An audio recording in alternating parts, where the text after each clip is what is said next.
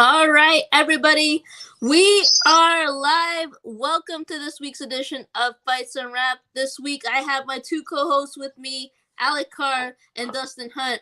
This week, we do not have a fight card to talk about, but boy, do we have some headlines to talk about in MMA news, as well as recapping UFC Vegas 73, Dern versus Hill. But before we get to that, obviously, we got to pay our bills. So, Alec, you're the man for this, so why don't you go ahead and start us off with our sponsors? All right, guys, I say it every single week. If you're aging and you still want to work out like you're in your 20s, but you might be in your 30s or even older, and things hurt a little bit more than they used to, you're going to want to check out rxhemp.com. And they have some incredible CBD balms, ointments, all kinds of stuff for muscle recovery. I swear by it. Carlos Condit swears by it. It's absolutely incredible stuff. So make sure you go to rxhemp.com and use promo code rxhemp-usn to get 10% off your entire order. And though there are no fights this week, there's always something going on in the world of sports and something to bet on, right? So make sure you visit mybookie.ag today and use promo code USN100 for a 100% sign-up bonus. Thank you, Alex. Yep. Oh, let's go. Did you want to say something? Yep.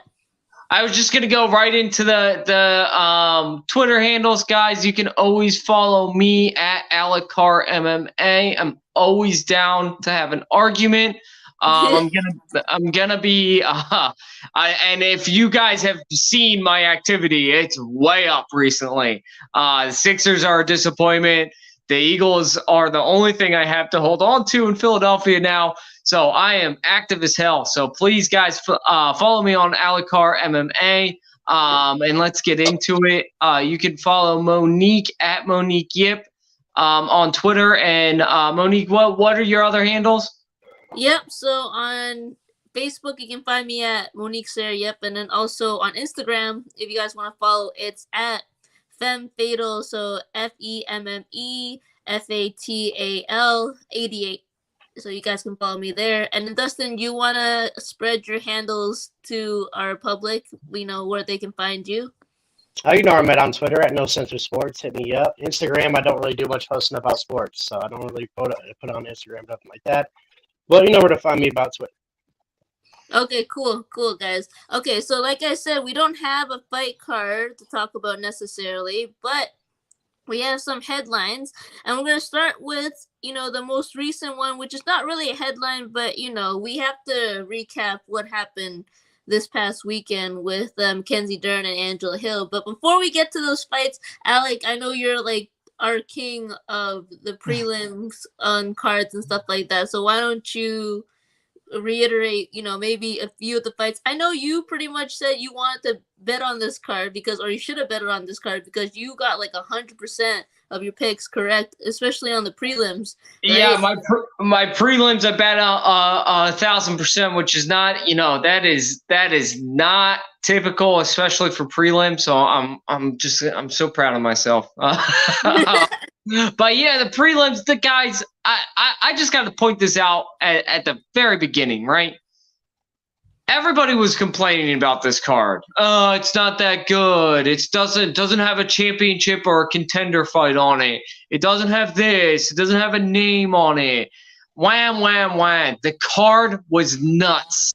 Mm-hmm. It was so good, and that's what these Vegas cards are for. They're for entertainment. We asked to be entertained by having more cards, and damn it, on Saturday night, it was awesome right from the bat. You had Thremba Gorimbo going at Takashi Soto. Really, really looked like he had a chip on his shoulder, and he was just out to prove the haters wrong. He's had a little bit of a disappointment, but not on Saturday. He was on point and looked like a stud. Then you had Natalia Silva. Really, again, just the first round knockout. We don't see that too much in women's MMA, so that is always exciting. And then my guy, the young buck, Chase Hooper, stepping up to the lightweight division, even though it looked like he didn't put on any weight. He looked exactly the same. Absolutely annihilated Nick Fiore. Really, really putting on an overall amazing show in that. I can't wait to see what Chase Hooper does more in the lightweight division. He's more a natural lightweight anyway. I think this is a huge, huge step in his progression. And also, he's only, I think, 26. So he's got a huge future ahead of him. And then Yair Latifi versus Ferreira did not disappoint. The heavyweights went at it. Then you had Gilbert Urbina getting back in the win column with an impressive second round knockout. Carolina versus Demopoulos. We had your standard decision there. And then we ended the fight. I'm not even going to say the other guy's name because I'm sorry. I don't know how to say it.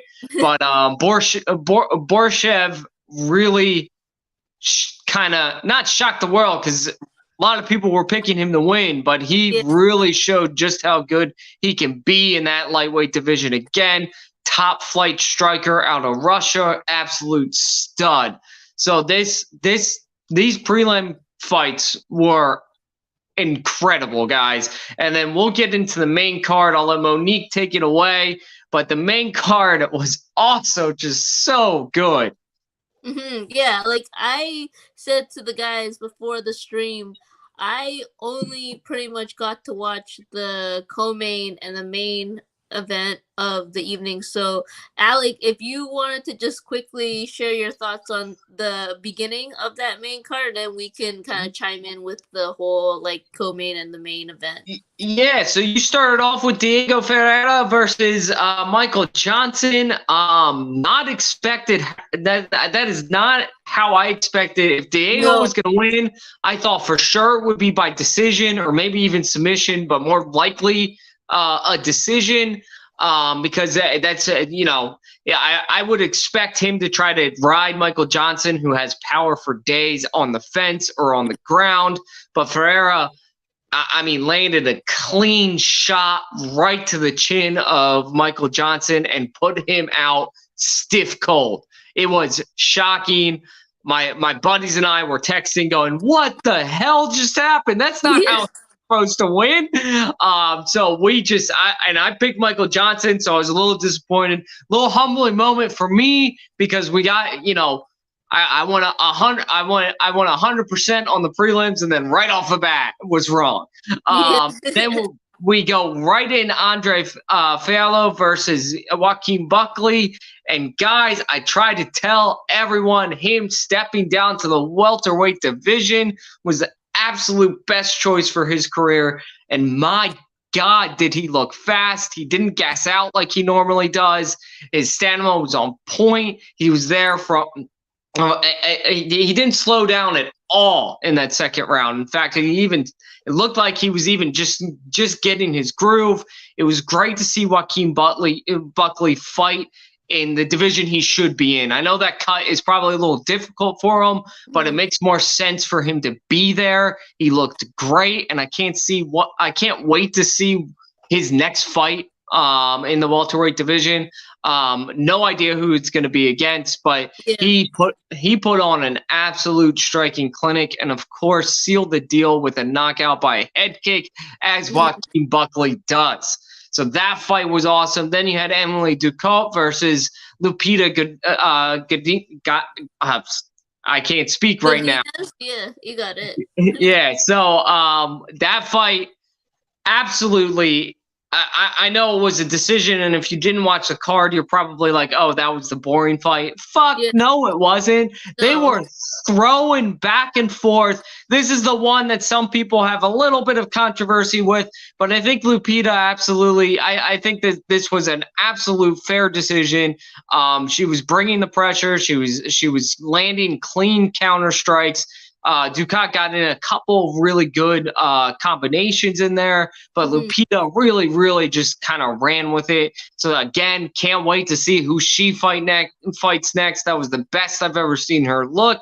And then, guys, we got the co-main, and I just I just gotta say, I love y'all, but Anthony Hernandez is a fucking stud. Oh my God. And I'll go to you, Monique, because I know you watched this fight. I want to get your input on this. I just want to, before I say more, just want to say Anthony Hernandez is here to stay in the middleweight division.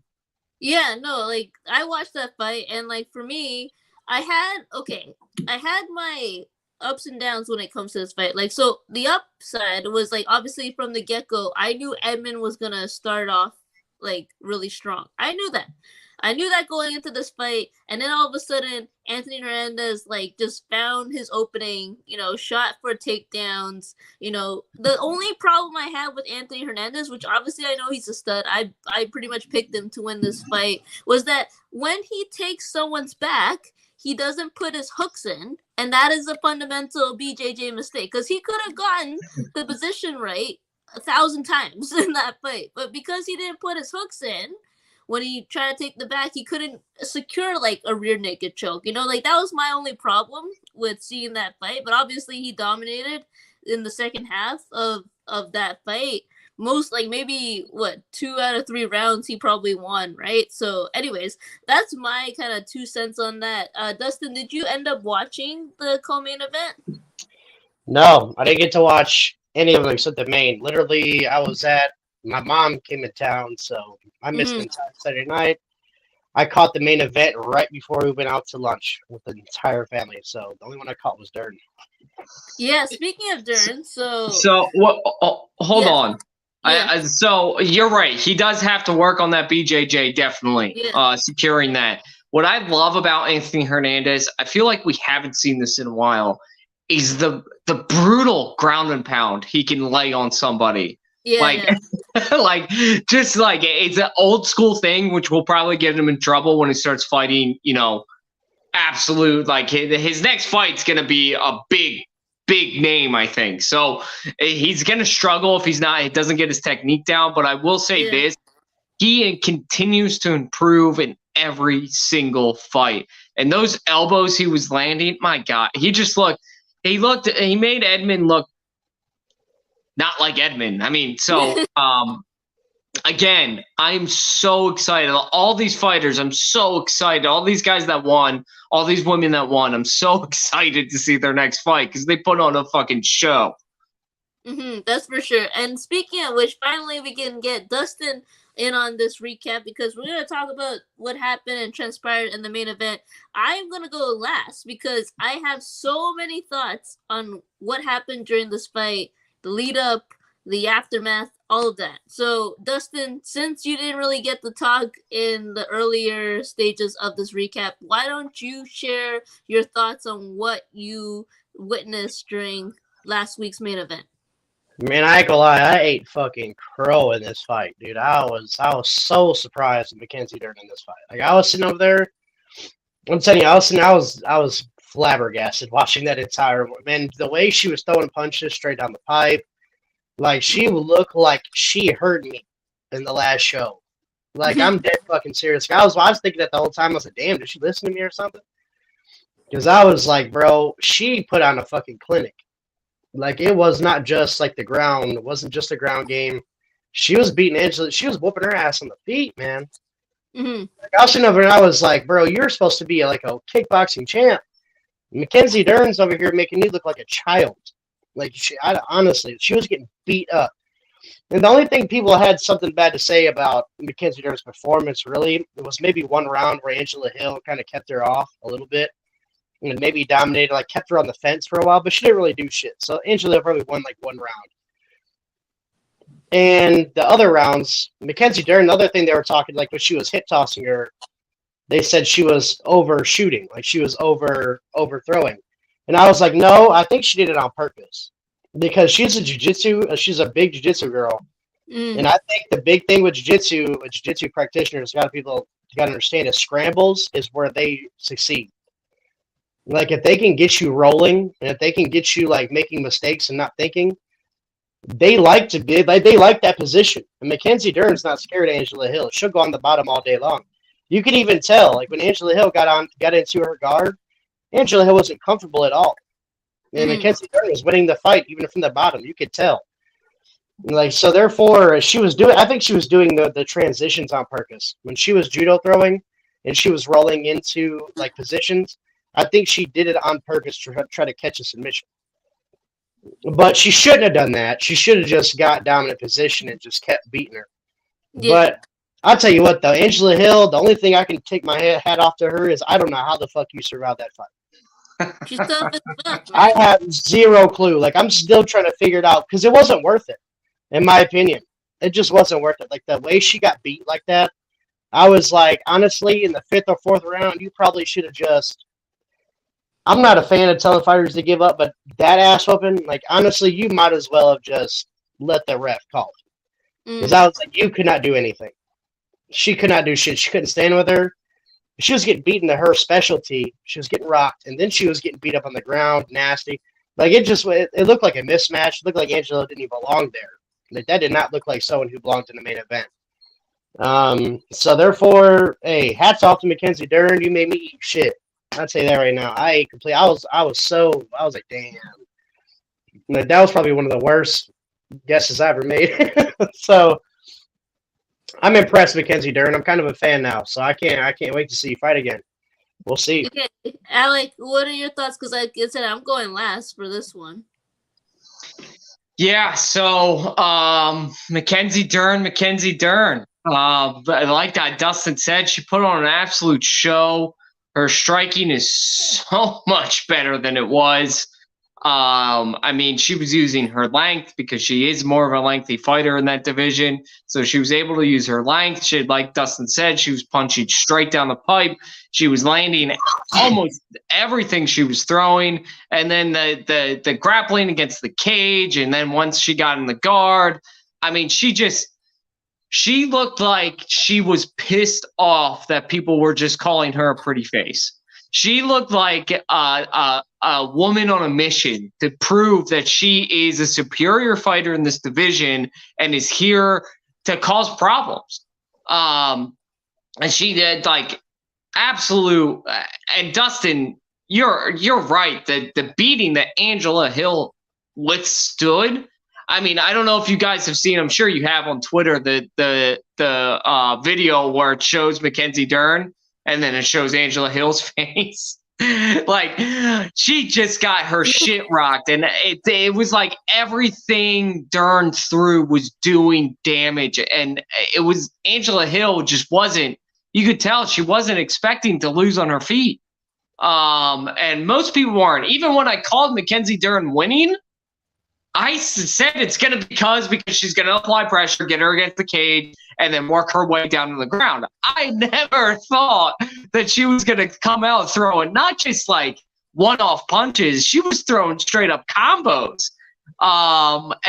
It was, again, I can't say enough. She looked like she was pissed off that people were calling her a pretty face, that she wasn't all as good as we thought, that, you know, this is just the next Paige Van Zandt, that like this is the next person that Dana White's just going to prop up because she's a face that you can market for. And we all know that we all love the UFC, but it tends to, without getting too much into it, it tends to promote the prettier women in the divisions, right? So it's a lot of people were thinking Mackenzie Dern is that. What really sealed the deal for me, even after we did our stream, was she looked like she was in the best shape of her life. She looked like she was ready for a war. And like, seriously, I've never seen her look, and this is going to sound super weird coming from me as a man, but I've never seen her look that physically ready for a fight. And she was, I can't say it enough. I called for her to win this fight. I thought she would win with ease, but in a different way. She impressed me to the point where, and I want all of your takes on this too, and I want Monique to give your take on the fight first. I want to know who she's fighting next because now she's in contention right after beating Angela Hill. So Monique, tell us a little bit what you think about the fight, and then let's go around the table real quick and see, because I have two people I think she should fight next. But Monique, what do you got to say about this? Yeah, so like I said, personal bias aside, you were right, Alec. She was pissed off, but I think part of the reason why she was pissed off was because she's going through a really nasty divorce. And I think that was not only the only motivation that helped her win this fight and to be aggressive, but she also had her daughter in the audience watching her mom fight for the first time, so I think that added some extra motivation. On top of that, she had her father, Megaton, as many people know him in the BJJ community, in her corner, and I haven't seen that happen in a while for fights. I don't even know if he was ever cornering her MMA fights, but I know for sure he was there for her jiu-jitsu background. So of course she was quite impressive. Like, her striking went from like 0 to 100. Like you guys said, she was throwing bombs and landing them. She wasn't just, crazy throwing like she used to do. She was a girl on a mission. And I think, not just because, everybody thinks she's just a pretty face and she wanted to prove the haters wrong. I think personally it was her personal life that really motivated her to, kind of create this whole spectacle of what we saw on Saturday. And I think she just had, she was pissed off at a lot of things. I think personally, how things are going for her, and fighting right now is literally one of the only things she has going for her, because a lot of things in her life are kind of falling apart, so it's like literally her daughter, fighting, and family are like the only things that she has. And so that's why I think this was the extra motivation that she had going into this fight. Of course, the ground game was spectacular. I saw her do her thing. I wasn't surprised. At the end of the fight, her dad promoted her to being a 3rd-degree black belt, so that was pretty special. And also, not only that, she called out 1 or 2 names afterwards, and that's what Alec was going to allude to. Who is Mackenzie Dern going to fight next? She called out Rose Namajunas. If whatever she said, I don't know what Rose is doing, but she would love to fight Rose. That's one of the names that she had going. So I think personally, I don't know if she's gonna get Rose, but it'd be a really fun fight because Rose just competed in the ADCC Denver Open trials, so that's pretty cool to see that Rose is trying to test her BJJ as well. And she's won a couple of the matches, so, she did pretty well. So that would be really cool to see a matchup like that if it ever goes to the ground, if it ever comes to fruition. It's hard for me to see, who she's going to fight, just because that division, is so stacked that I personally, my dream matchup to what would be to see, and this is a weird one, so I don't think a lot of people would be acceptable to this kind of matchup, but I would love to see her versus Tatiana Suarez. For some reason, the whole wrestler, goodness.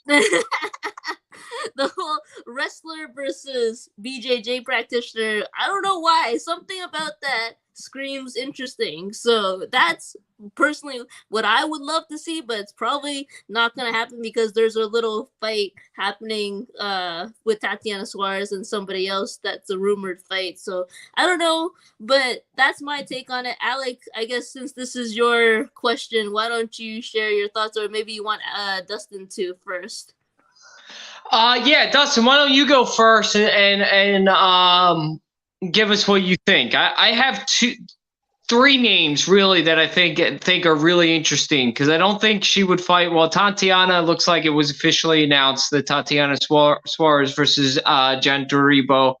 So that's not possible, and I don't think Dern at this point is fighting down again. She just did. She's not going to again. So Dustin, what do you think? I'm looking. Oh, did we lose him? No, he's still there. He'll come back. What's called? I think I'm right here, man. Oh, okay, yeah. So basically, when I look up that division, I don't want her and Tatiana to fight at all. I know people are saying that, saying that I shouldn't feel that way, but I do. This is the one time in the UFC that they need to treat opponents like boxing treats them. Those two need to be on a separate path. I want those two to meet each other for a belt. Yeah. That's what I want to happen. I think Tatiana's going to take over the division. I think she's a fucking terrible matchup for everybody in that division, including Andrade, including all the wrestlers in that division. I mean, dude, bad matchup for everybody. And so is Dern, man. Like if she strikes like she did against, first of all, Rose nominated. She gets in her own way. Yeah. She gets in her own way. Like she's the only fighter I know that's that talented and just mentally gets in her own way. Like when she lost the belt. Like, oh well, I always put on entertaining fights. Why can't I be boring? What the fuck are you talking about? That's what made you champion, dummy. Like I don't even know if that makes sense. Like, did her corner tell her that? I don't want to see Dern even fight Rose because I'm like, Rose needs to go do something else. She needs to beat somebody and get that mentality back. I don't know what her thing was. But when it comes to, I don't even know who she should fight at this point because I don't think she's going to get skyrocketed to Rose. For some reason, I don't think she's going to get a Rose fight. And I'm going to tell you right now, if she gets a Rose fight, I would favor her in that fight because I think Dern is mentally there. I think she's mentally there, ready to fight, go win a fucking championship. Rose right now, from what I saw last time, like I don't know. I don't know what's her deal. I don't know what her deal is, man. And when it comes to the title, like her fighting for a title, I'm not sure that she's gonna get a title shot in the next year, but we'll see. There's Marina Rodriguez. I mean, there's fights. I mean, it's just I think she's better than the rest of the girls she's about to fight. Like her and Tatiana Suarez are better than the division, in my complete opinion. I want them to separate, go their own way. One of them will take the belt first. It's probably going to be Tatiana because she's going to get a little bit more, man. She's a little bit more dominant. But I think they should meet for a title fight. That's my opinion. I don't want those two to fight. Whoever Dern fights next is probably going to be, I don't know if it's going to be Marina Rodriguez. I don't know if it's going to be someone in like the 6 to 8-ish rank. But I'm just excited to see her fight again. But I don't think it's going to be Rose. So I think that Zhang is fighting Lemos, right? So we already know that. I have a name. Rose is definitely. I kind of agree with you, Dustin. I don't really need to see that fight. Don't really want to. I think Dern, there's a path where she can bypass Rose. I agree that I really want. In my opinion, Rose should still be champ. She's talented enough that she should still be champion, but she lives up here too much. It's her camp. It's her in her camp. Which is not a. I don't want to make light of that problem. She's spoken about coming out against, speaking about her depression and stuff like that. So that's a very real thing that she has to deal with, and I'd like her to deal with it because if she does, then she's a force in that division. So the names I'm thinking of, well, you have Carla Esparza, right? Who's ranked, who's the number one contender right now. You have, which doesn't really excite me that much, that fight. No. Then you have Andrade, who's 5th. That one gets me a little perked up. I think that's a good fight. But we all know Dana wants Zhang versus Yan, right? Mm-hmm. Yeah, that's going to happen. That's not going to happen probably until the fall or even the winter. So I would love to see Dern versus Yan. Nah, that's not happening, bro. That's not happening. I'm telling you, it's not happening. I know it's probably not going to happen, but I would love to see that fight. I would love to see it. The reason it's not happening. Oh. Hold on. Oh, man. It seemed like that China fight, it's going to fucking happen. It's going to happen. The UFC needs it. The UFC wants it. It's going to happen. But they're saying it might not even happen until 2024 now. I think they're lying. If Wei Li comes out healthy, it's game on. If she comes out healthy, it's game on. I'm telling you.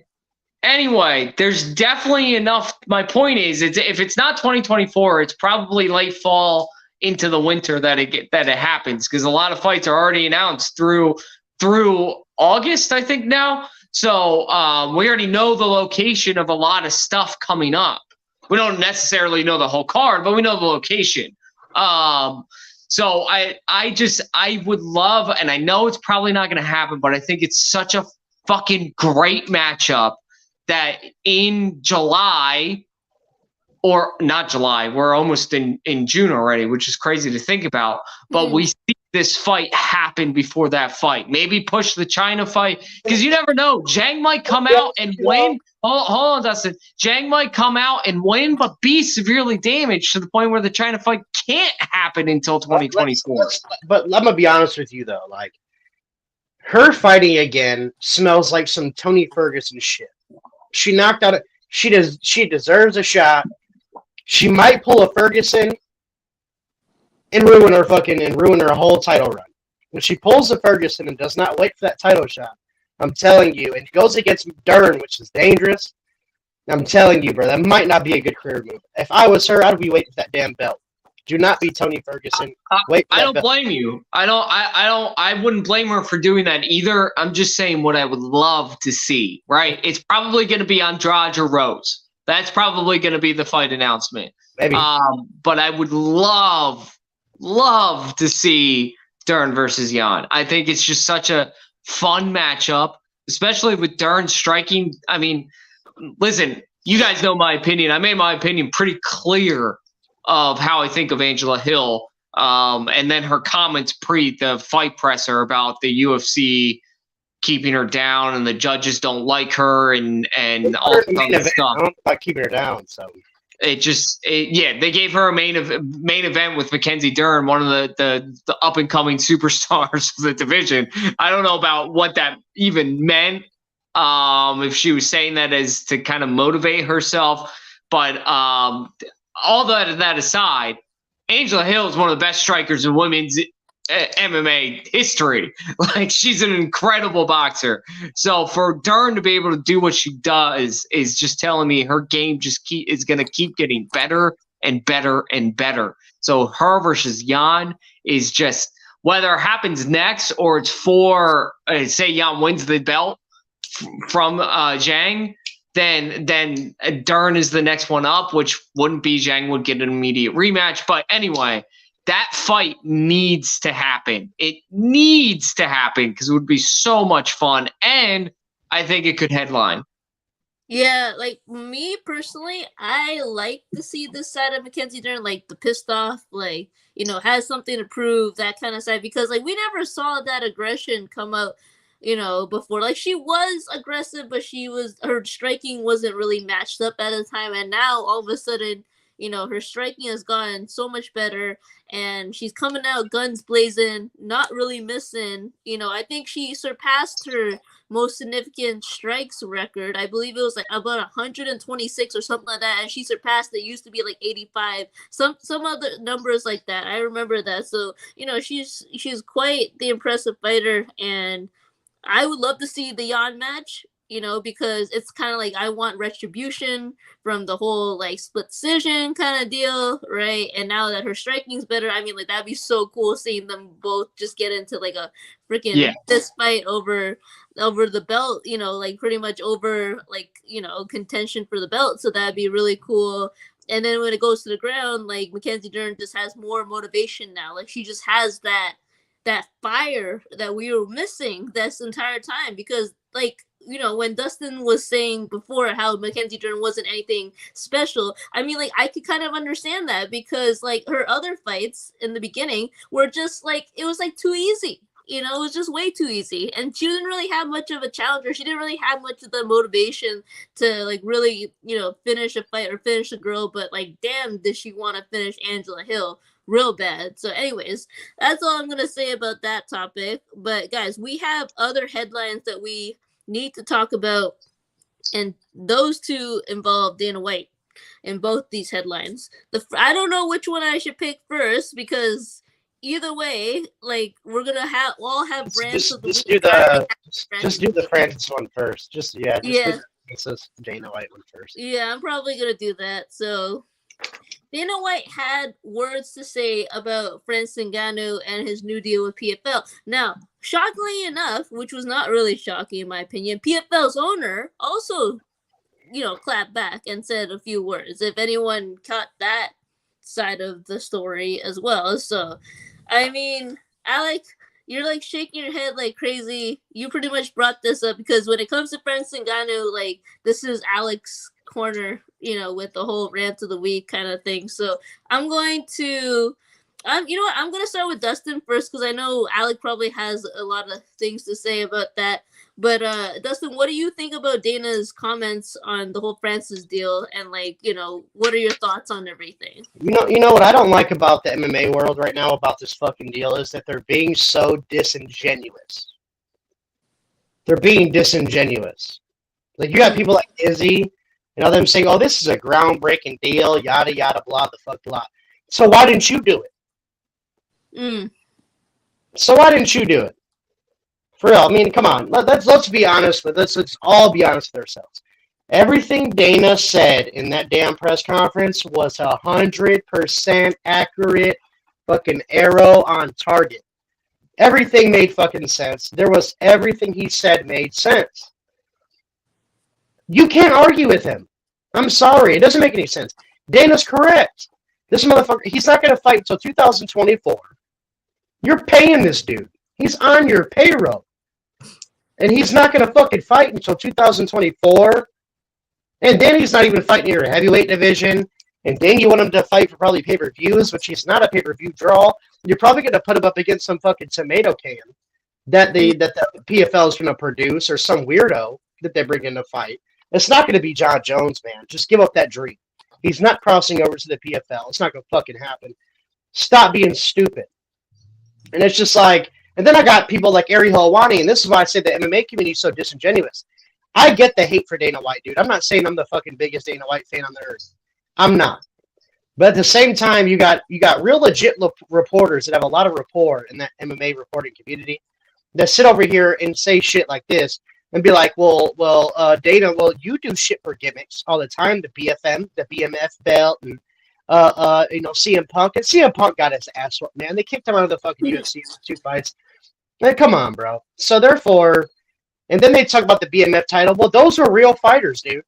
Those are real fighters. Jorge Masvidal, like Nate Diaz, that was real fighters with a lot of PPV draw, a lot of pull. But those guys make money for companies. They make money. They're a bigger draw than Ngannou. I'm telling you, they probably did better numbers than fucking Francis. So therefore, let's be real. He's over here talking about, oh, you host a slap league and all this bullshit, which I don't agree with the slap league, dude. Everybody who watches combat sports is like actual diehard people do not like the fucking slap league. It's a fucking terrible fighting league. It shouldn't even exist. It's terrible. But at the same time, like the Ariel Helwani, in my opinion, like all these reporters are really dick riding the fact that they just don't like Dana. And again, be objective. Just be objective. You know goddamn well this deal with Francis Ngannou at PFL makes no fucking sense. Everybody knows it. If the cat's out the bag, everybody fucking knows this making sense. One championship knows it doesn't make sense. The UFC, Dana White, who's run the most successful MMA promotion for the last 20 years, knows it doesn't make sense. Oh, he's wrong all the fucking sudden? No, the owner of PFL knows more about the business of MMA than Dana White? Probably not, because he just shattered his whole business. He just shattered it. The whole fabric of your whole promotion was a tournament style, and you were doing something different than the UFC. That was your gimmick, man. That was your ticket. Then you fucked it up. You fucked it up. You hired Jake Paul. You hired fucking Francis. You just fucked your whole fabric up. It doesn't make any sense. You blew it up. So therefore, it's just stop being disingenuous. Like Izzy and all them talking shit. Like you did such a good job, Francis. So why didn't y'all do it? Why didn't y'all do it? PFL would have signed Izzy. One championship would sign Izzy. So why didn't you march your little asses over there? Oh, because it didn't make fucking sense. You got paid more. You had more perks in the UFC. You had more fame. You had more shit to do in the UFC. You took your career seriously. That's why you're in the fucking UFC. Not at PFL when you had the chance. Sugar Sean's not in PFL. I wonder why. And he was a free agent 2 seconds ago. Who gives a fuck? Like you guys are being disingenuous saying this is going to change the game. This don't change shit. It doesn't change a fucking thing. Nobody else is going to get this. PFL is just stupid. That's my take on it. And that's like it's annoying just seeing the MMA community be disingenuous to me. It's super annoying. Okay, Alec, This is your time to shine, as always, when it comes to talking about Francis Ngannou. What do you have to say about Dana's comments? I mean, we already kind of talked about this during our chat, outside the stream, but like, share your thoughts. What do you think about all this? So I don't agree with everything Dana was saying. He absolutely does put on some gimmicky fights. He does. Whether we want to believe it or not, he does. Sometimes. I get what you're saying. The BMF was really, those were real fighters, and that's a very good point. But they put on the BMF title to sell more PPVs, which is in itself the definition of a gimmick. So, Yeah. But he's right. Dana's right. I was watching his comments, just going, "This is exactly what I've been trying to say." And Dana said, "Good for Francis too." He said it. He said, "Good for him." Like, great, awesome. He would have had all the same opportunities at the UFC, which is true. So, and let me tell you why it's true. Because there's been a lot of, and I'm getting annoyed, Monique, even though, I'm going to talk about this later in the week on somebody else's podcast, but I'm getting really annoyed with a lot of the comments that people are making. That the UFC doesn't pay fighters. We all know that. MMA doesn't pay fighters. Bellator doesn't pay fighters. One Championship doesn't pay fighters. But besides this deal, PFL pays like the worst. You got a chance at $1 million, but if you don't get $1 million, you get like nothing. You get diddly squat. So that's just a fact, right? What the UFC does is, yes, they don't allow you to have the sponsorships. Now, we all know how I feel about the sponsorships. I agree the UFC makes a mistake. I agree somewhat with made a mistake in that, but also I understand what they're trying to do. They're trying to go for a clean look.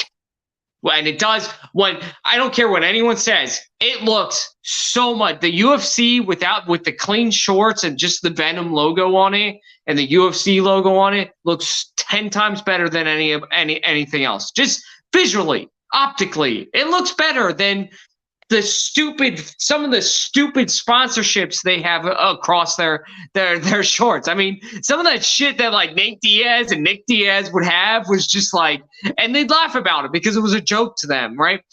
The issue with the sponsorships is for the top guys in the other divisions, and I'm going to be really quick on this, not in the other divisions, the top guys in the other promotions are guaranteed those payments, right? The issue is, and this is another thing that the UFC pointed out when they got rid of the sponsorship deal, is a lot of fighters were complaining that the younger guys, the guys that weren't getting paid anything from the UFC, a lot of the sponsorships would put additional clauses into their thing saying, if you win by TKO and not knockout, like pure knockout, we're not going to pay it out. If you don't win by the second round, we're not going to pay it out. If you don't win by rear naked chokehold, we're not going to pay it out. So a lot of these sponsorships were putting in the fine print, and they still do to this day, put in the fine print in ways to get out of that, so they get the free visuals. So the other thing that the UFC does, and the reason I bring that up, right, is the other thing the UFC does is they allow their athletes to go get whatever sponsorships they want outside of the UFC. Izzy has a few. Paddy the Baddy has a bunch. Sugar Sean O'Malley has a bunch. Jan has some. And Jan's not even like a top flight name. Like he's not pulling in PPV numbers. Like all these guys, Conor McGregor has a slew of them. He owns them. Conor McGregor owns them. Yeah, he has even before he owned them. Like, you're allowed to go get whatever sponsorships you want, but you can't do that at the PFL because no one knows who you are. At the UFC, you can get the top level sponsorships outside of the octagon. You can go do that. They're not restricting you to go get your own sponsorships, to be the spokesman, brand ambassador for whatever companies you want. Now, that being said, of course, there's some that are barred. Like a UFC fighter in their contract is not allowed to be sponsored by or be a brand ambassador for Nike, obviously, because they have a shoe deal with somebody else. So course they can't go be a brand ambassador for Nike because it violates their contract. But and they can't be a brand ambassador for Gatorade because it violates the Prime contract, which is stupid in itself. So you can go out and get whatever sponsorships you want. Francis Ngannou, the other thing that drives me crazy about this is, Monique, I'm so glad you brought up Robin Black's comments, which he's not even technically an owner of PFL, which I found out, which was shocking. Yeah.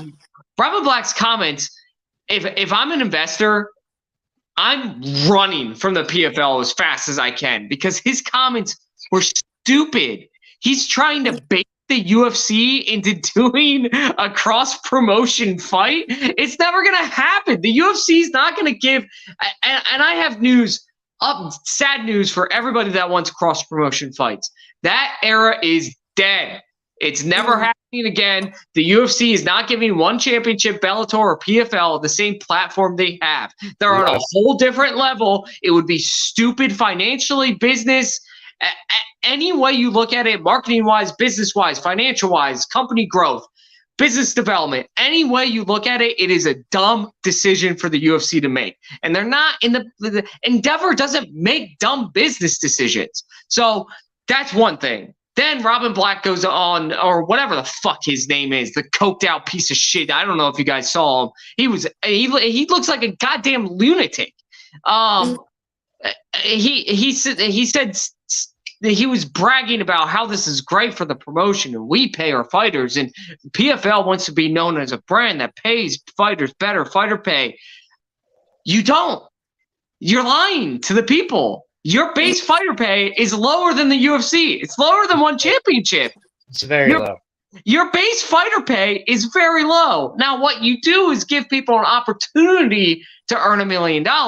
But most of your roster doesn't actually have that opportunity because they don't have a chance against your top guys, who, by the way, wouldn't be in the top 15 in most of the UFC's divisions.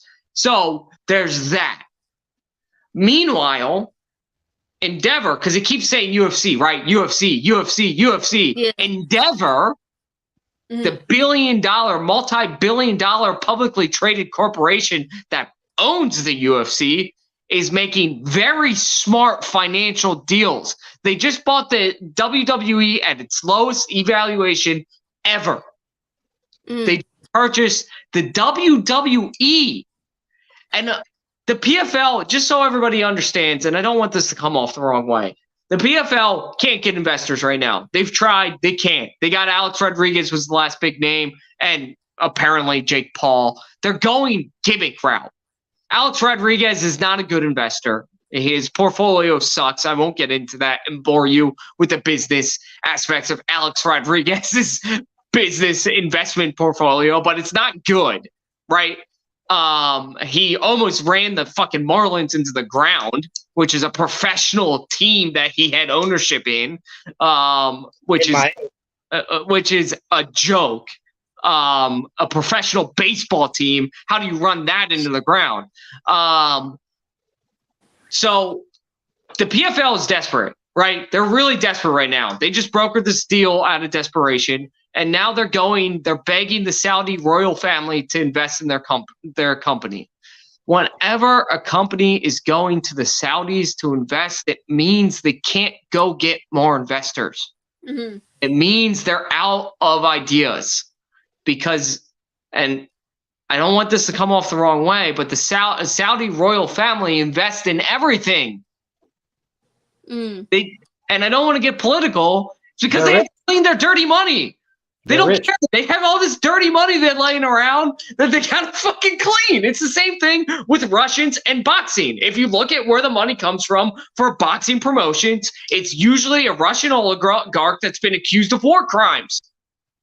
They're cleaning their dirty money. That's what they do. So if the PFL thinks they're going to go to Bellator and buy Bellator with the Saudi Arabia dirty money that they have, sure, it might happen. But I am begging you, Endeavor. If someone at Endeavor is watching this, go buy Bellator.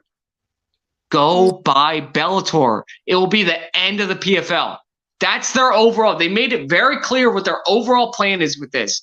They want to purchase Bellator. They're collecting investors. They're getting Francis Ngannou because they thought he would attract investors. It's not working.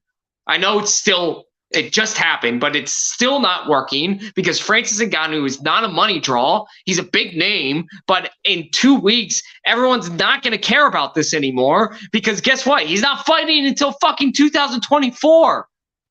So we're not going to care in 2 weeks, in a month, because it's not happening until next year. And I got news for you. If it happens, because I don't think he's actually going to fight. So the PFL is really desperate, and they're trying to attract this money, and they're trying to invest in Bellator, and that's their overall plan, right? Is to buy Bellator, get all their fighters, get all their networks. Their network's bigger than the PFL. Even though Bellator is nosediving right now, their network's still bigger than the PFL. It would be a fantastic financial decision for them. It would be, if they were able to pull it off, which I don't think they will, it would be great. But what Endeavor can do, because the UFC alone is worth $9 billion, Endeavor is worth way more than that. They own the WWE now. They own the largest licensing company in the world in IMG. They're worth tens of billions, if not close to $100 billion. They could go buy Bellator right now. But the UFC's patient. Endeavor's patient. They'll wait. They'll wait until Bellator, PFL, and One Championship are at their lowest evaluation. But if Endeavor really wanted to fuck PFL, and I know they kind of do, go buy Bellator. Just go out and go call Scott Coker and say, what's PFL offering you? Okay, I'll double it. I think one of the worst things too is like Francis was talking about taking chances, and he was talking about like he takes them because he fought an attorney, all that shit. And I was like, and then he was talking about his contract at UFC. They offered him probably the most base salary, gave him points in the pay-per-view, probably gave him a shit ton of money just to fight. And then he was like, well, I can't talk about money that's not mine. And I was like, what does that mean, Francis? Does that mean you got to show up and fucking fight more than once a year? Is that what that means? Is that what that means? That's not guaranteed? Get your big ass out in that damn cage, bro. Like, you cannot sit over here and get mad at the UFC. This is the fight business, dude. This is not the NFL. This is not the MLB, motherfucker. We don't do fully guaranteed contracts. You could go in that cage and die tomorrow. That's not what people do. That's not the fight business. They can't do that shit. They can't. Boxers don't even get that treatment, and they get paid way more than you. So therefore, what I'm saying here is, Francis does not want to fucking work. He does not want to fight. He's looking for that way out. He doesn't want to fight. That's the reason he doesn't want to be at the fucking UFC, because they're going to make him fight. They're going to give him a 4 to 5 fucking 6 to fight contract. And he's going to have to fight twice a year to get out of it anytime soon. Like that's how it is. He doesn't want to fight. He's not going to fight for the PFL till 2024. Why? And not even for the championship. Why? Why the fuck are you? He doesn't want to fight, Alec. Monique, I'm sorry. He doesn't want to fucking fight. That's why he is not a member of the UFC. Not because he's scared of John Jones, or I don't think he is. I don't think he wants to fucking fight. I don't think he wants to do his job. Here's the thing. You brought up a good point. I wasn't even going to mention this because, and I'm going to be very quick, Monique, because I know we have one more topic to get to. So you said, and he said he doesn't want money that's not his. The majority of how PFL is paying them, because again, they don't have that much cash on hand. They don't. Investments, they have a lot of stuff, but they don't have a lot of cash on hand. So what they did was gave him equity. That is money that is not yours. Equity is literally like you get a percentage in a company, and whatever the company is valued is what your percentage is worth. Now, here's the thing, though. He can sue for it. He can sue for it if it goes under. Right. He can sue for it if they declare bankruptcy. I didn't want to get deep into this, but by definition, equity is not your money. Equity is whatever that is based off of whatever the company is evaluated on, and it's not actually worth any dollars until you sell your equity. So you literally said, I don't want money that's not mine, but the PFL is probably paying you in a majority of the money in equity. So if they're paying you in equity, it's literally not yours until you sell your equity. And guess what? Because I'm sure they have some kind of contract written up where he can't just go off and sell his equity. That's not how equity deals work. Usually, when somebody's given equity in a company, you have to give the company first right to purchase that equity back before you go to sell it. And usually, they lowball you because they're not going to buy it at a premium. Why the fuck would they do that? It's their company. And so it's just the whole thing. Good for him. He got money. He got more money. I think it's a fact that he got more money than he would have at the UFC on paper, minus all the promotions and all the other stuff. On paper, I think he got more money. But the last thing that's really shady is they still have not announced how much the deal's worth. And whenever he's asked about it, he says it doesn't matter.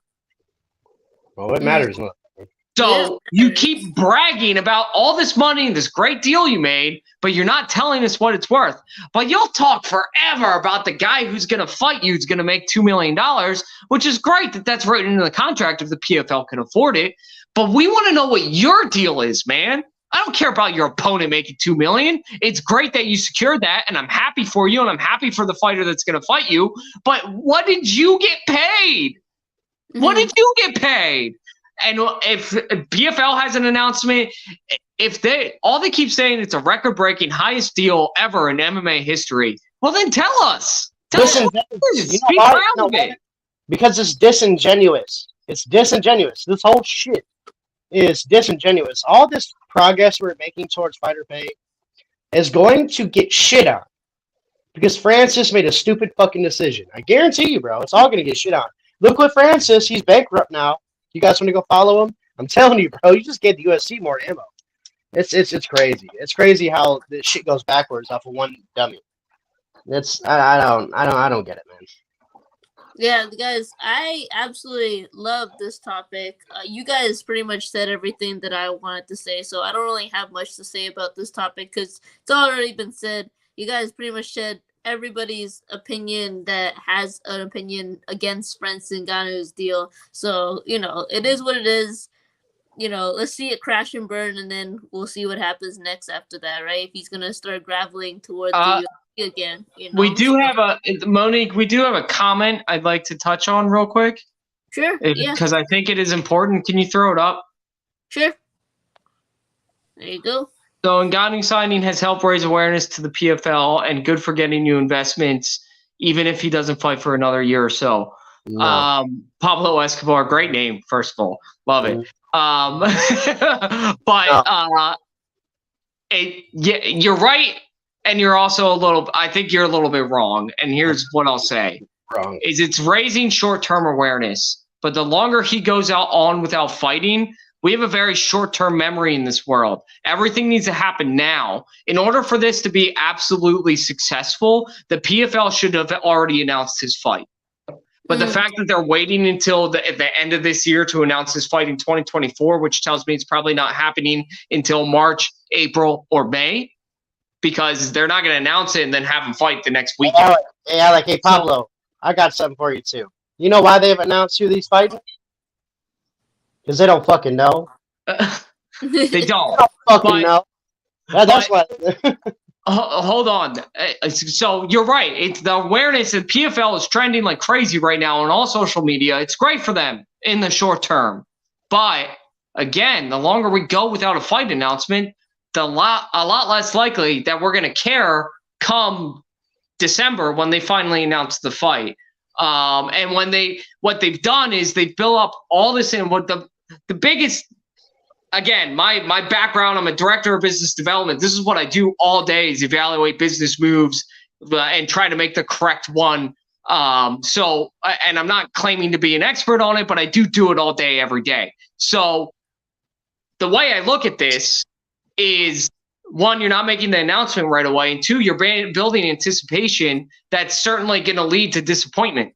Yeah. Because when they announce the fight, they're going to announce against somebody. One, either we don't know, or two, what they're rumoring is they're going to bring somebody out of retirement to fight them, which again, we won't care about. Yeah. So ultimately, they're doing this with somebody who is a big name amongst the MMA community, but outside of that has never drawn in over 350K PPV, has been outsold, like Dustin said, by guys who aren't even fighting for a real championship belt, has been outsold by DC fighting Miocic, has been outsold by Brock Lesnar, guys. Brock Lesnar from... I know it feels like for us, like that was recent, but that was a long time ago. Like the UFC was not doing big time PPVs then. And Brock Lesnar, Frank Mir outsold any Francis Ngannou fight. So the PFL, again, they're raising short-term awareness, which is great, but you got to capitalize on that short-term awareness. If you're going to make an announcement like this, you must act quickly in a business sense, whether it's combat sports or business ascent.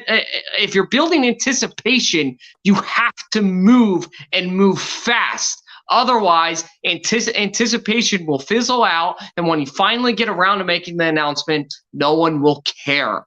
And so, again, yes, guys, short term, this looks like a rock star deal. And I agree with you on all those points. But on the short term, it looks like a rock star deal for the PFL.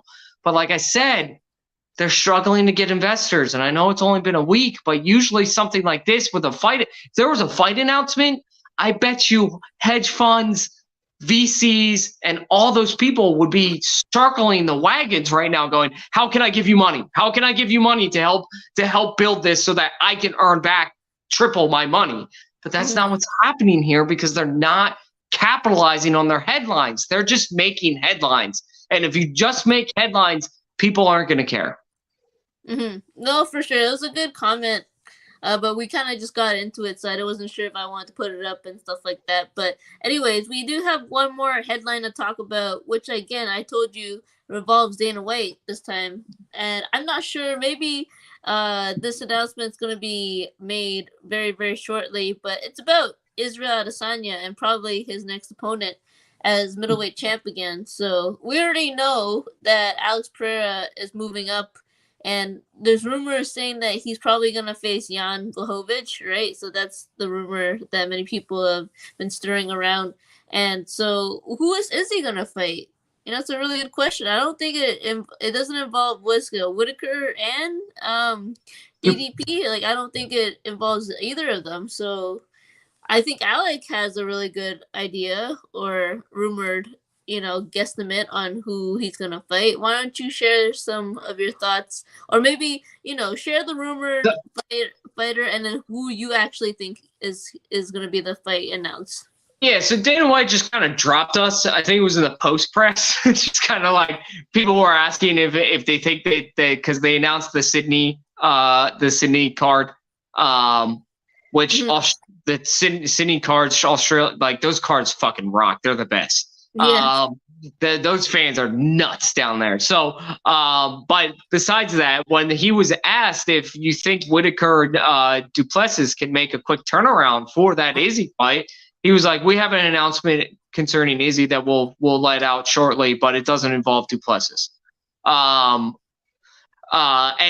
a lot of people are assuming that also means he didn't say Whitaker's name, but obviously they're fighting each other. So if Duplessis win, obviously the correct assumption to make is neither of those guys are next in line. So who is it, right? The name that's being thrown around, and I would absolutely love to see the fight. I don't think this is it. I hope it is. I'm with you, MMA fans. I'm with you, MMA Twitter. I really hope this is the fight. I just don't think it is. One, Khamzat Chimaev.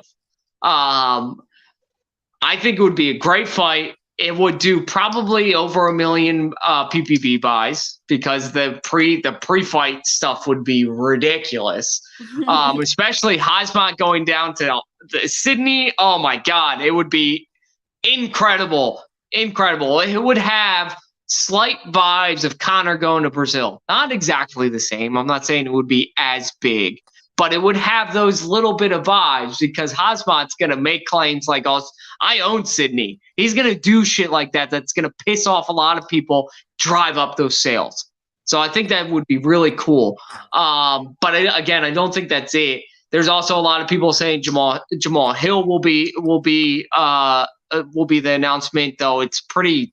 It seems like it's a guarantee he's fighting Prochaka when he's healthy. Yeah. So, and then there's other people throwing all kinds of crazy names out there, but Khamzat is the one people are thinking of.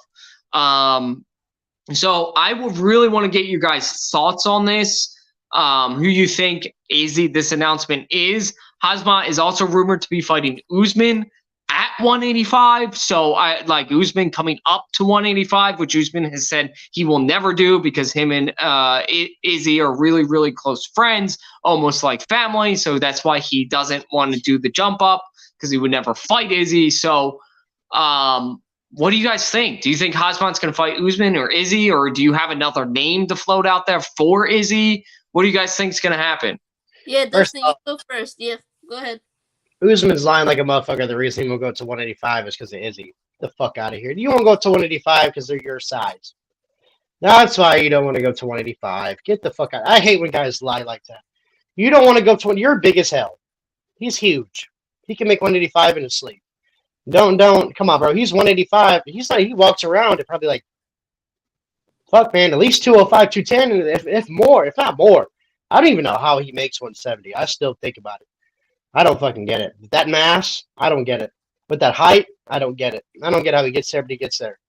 He doesn't go up there because he's like Khabib, walk your ass around at 200 pounds, cut 40 pounds, 50 pounds, and that's what you do. I think he's lying. The fact he won't move up because of Izzy. I don't even think him and Izzy hang out. I'm being completely honest. I don't think they have anything to do with each other. That's just me being real. And if you don't want to be a double champ or all this shit because of your friend, I've already talked about this. Yeah. Get the fuck out of here, man. That's the stupidest. It doesn't make any sense to me. And get out of here. I'm serious. I don't care how good of friends we are. Double champ, legacy, shit like that, millions and millions. I'm doing you a favor. I'm making you millions of dollars. So I'm going to leave Usman's excuse with Izzy on the fucking sidewalk because that's a lie. But when it comes to who Izzy's going to fight next, to be honest, I hope he doesn't go up to 205. Because, oh my goodness, that'd be the most gimmick double champ ever. Don't disrespect the double champ status with making him fucking fight Jamal Hill. I'm sorry. Unless it's Jerry, no. If it's not Jerry, it's nobody. That's who the fuck that's what I think. Do not go to 205 unless you're going to fight Jerry. Period. So therefore, in 185, it's still boring because Alex Pereira, he don't want shit. He don't want nothing to do with Alex Pereira again. Yeah. And people think it's because he beat him the second time. No. He doesn't want anything to do with Alex Pereira because he knows Alex Pereira always has his number and always will have a chance to whoop his ass. And he knows that. He got away with it one time, knocked him out one time, and he's gonna soak in his glory. Like Izzy, I'm gonna be honest, Izzy has rubbed me the wrong way. Like I don't want to buy any of PBBs. The only reason I bought the last one is because it was Pereira. And then bro, I'm not excited for any fight. There's not a fight. Like Khamzat's exciting to a point, but not really because I know Izzy's style, dude. He's gonna sit on the outside. He's gonna try to kick Khamzat in his fucking legs. He's not gonna get excited. He's not gonna get exciting in that fight, man. And I'm serious. I'm not excited for anything about Israel on the side. There's not one thing I look to in the future and think it's great unless he fights Jerry. When Jerry comes back, beats Hill, and he wants to go up to 205 and try to win, I'll be excited for that fight. I'll watch that fight because he's not going to be able to sit back and be bored. But I'm telling you right now, if he fights Khamzat, bro, he is going to be the most boring fighter you've ever seen in your life. He's going to point fight. He's going to run. He's going to stay on the outside. He's going to use his length. He's not going to get in there and brawl. It's not going to happen. So I'm not excited about any of that shit. I don't even care who he fights right now. Because, I mean, he's not going to fight Robert Whittaker again. That's not going to happen. That shit's, no one wants to see that anymore. Alex Pereira might go up to 205. He should because he's big as hell. Yeah. Well, they announced, I think, yesterday or the day before, he's officially going up to 205. And I don't think Izzy wants any. And then you got 185, man. I'm sorry. There's no one entertaining unless Khamzat comes up. There's no one entertaining. And yeah, the Usman thing, I already told you. Leave that shit on the sidewalk. It ain't got nothing to do with Izzy. He said he don't want to fight at his natural weight. And that just is what it is. But I don't know, man. I wish I could predict what I want to see with Izzy, but there is none because I don't see a fight that's even exciting. Yeah. And Cosmo's not exciting because I think I know what he's gonna do. I'm just not excited for it. I'm just gonna be completely honest. Yeah, it's funny that Dustin mentioned the whole like weight thing with the Usman, fighting at 185. It just reminds me of the fact that, like, let's just say, guys, I usually when I go into BJJ tournaments, I fight at the lowest weight class, which is 107, which is called rooster weight, right? And so I weigh about 110 pounds. I could easily go up to light feather, which is about 118, I think, right? But I decided to go to Rooster because I prefer like girls that are like pretty much my size, my height kind of thing, right? So like it's just so funny that Dustin brought up that thing because like I guess maybe like I don't think I have a size advantage like going into fighting light feather. Obviously I think I have a better advantage at Rooster. So I don't know, maybe Usman has that kind of mentality. Obviously, like of course we all know he can fight at 185, but maybe that's Okay. the mentality. What do you walk around at? 110? You said. I weigh about 110, so I can go down to like 103 without the gi on, but with the gi on it'd be close to 106. To lose 4 to 7 pounds, that's dieting for 2 weeks. Yeah, for a month. That's training can even make it even better. Yeah. When Usman walks around at probably close to 215. Yeah, probably. Yeah. Come on, that's 50 pounds, not 8. Like, that's a lot of weight. So therefore, I see what you're saying, but nah, you're going to the right weight. That's what the weight you should be cutting to. I'm giving you credit. That's what you should cut to. You should go up and fight big ass girls at 118. They're probably cut from 125 to 130. Yeah, you're doing the right thing, but him, no, he's huge. He wants to run at 215. Yeah, I just think that maybe he thinks he has like this size, disparity thing happening at 170, which he does. He looks huge, right, for 170. So that's probably why he's gonna do that. When it comes to Izzy, though, we're talking about Izzy right now. I would love to see him against Khamzat, but now that Dustin brought up the fact that maybe he's going to be like a point fighter and it's going to be like a very disappointing pay-per-view, like now I'm not as excited because you have some really good points, Dustin. I would love to see him fight Yuri. That would be my top choice. Like if he were to go to 205, which he can, because we all know he can definitely make that weight at 205 because he probably walks around like 220 something. I don't know with Izzy because he's so tall and lanky, right? So I think that Yuri would be the best option. I would love to see him go at the 205 again because I thought that was really interesting when he faced Jan Blachowicz. Like that was a interesting matchup, even though he got kind of dominated again. So and especially in the second half of the match, but Yuri is going to be interesting because Yuri's like really well rounded, and that would make a really big. Oh, okay. There you are. We're back. That was like a 1 second blip or something. That was really weird. Anyways, so that's my take on it, guys. Do you have any more? Real quick, and I know I always say this, but I don't think Khamzat would let that fight be boring. And I'll tell you why I think it would do well, because I think Khamzat wins. Yeah. I don't know, dude. Izzy has never faced a fighter that brings Khabib-style pressure to a fight. Never. Never, ever. He's never faced a wrestler with the top flight wrestling that Khamzat has. Never, ever. So you don't think Izzy's as good as Gilbert Burns? I mean, you don't think he's a better striker? You don't think? I don't know, man. No, but you got to remember, Gilbert Burns actually has good takedown defense and good ground game. Izzy does not have a ground game to speak of. He's got good takedown defense, we think, but he's never fought a real wrestler. Never fought somebody who's been practicing Sambo since he was 3 years old. You know what I mean? Like, he's never done that. Got a point. And if he tries a point fight, Khamzat, well, that's like, if you try to point fight against Khamzat, his lights go wide. Because if you're point fighting, that means you're not throwing a lot of power. So I'm going to get on the inside, and I'm going to take you down, and we're going for a goddamn ride. Yeah, it could be right. I mean, I don't know. I like the Yuri fight. It speaks to me a little bit more. But you know, Cosma. Of course, I love Cosma. I would love to see him fight. You know, anybody, including someone like Izzy, which would be a challenge for him as well. So Don't get me wrong. The Usman fight has me just as excited. I think the Usman fight would be a lot of fun. mhm. But this is for a belt. Like that's the difference. Is Yeah. that wouldn't be for a belt. This is for a belt. And that's the biggest difference for me. And that's what screams dollar signs in Dana's head. So and when Dana sees dollar signs, Dana moves. So, Yeah. so I wouldn't be too surprised if it was announced, but I don't, like I said, I think Dana would much rather do Usman and versus Hasma. It's a really fun fight too. And then if he beats Usman at 185, then he would get easy. But it's just interesting that he says he has an announcement about Israel's next opponent and doesn't involve Whitaker or Duplessis.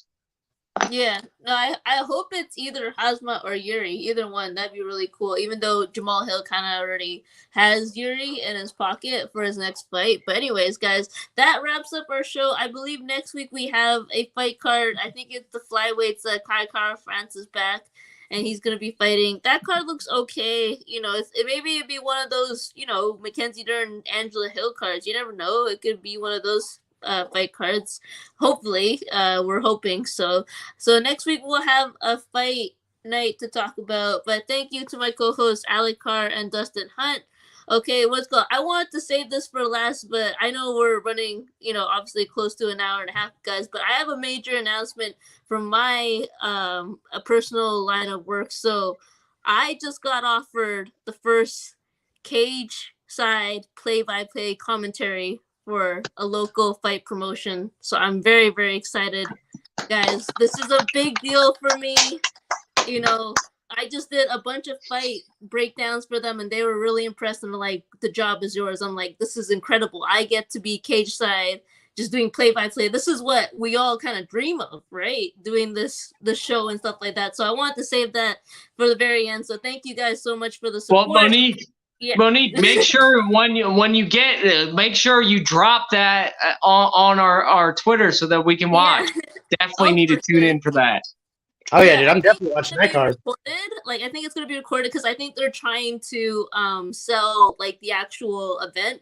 So they don't want to stream the commentary per se, but it'll be recorded and I'll have all the footage so you guys can watch again. So some really Awesome. good names on that card, some really good Canadian fighters that might be in the UFC very, very soon. So I'm very excited for that opportunity. But I want to thank all of you guys, obviously, for tuning in on the show. I'll have updates on you guys on when that's going to be happening. It's going to be at June 3rd.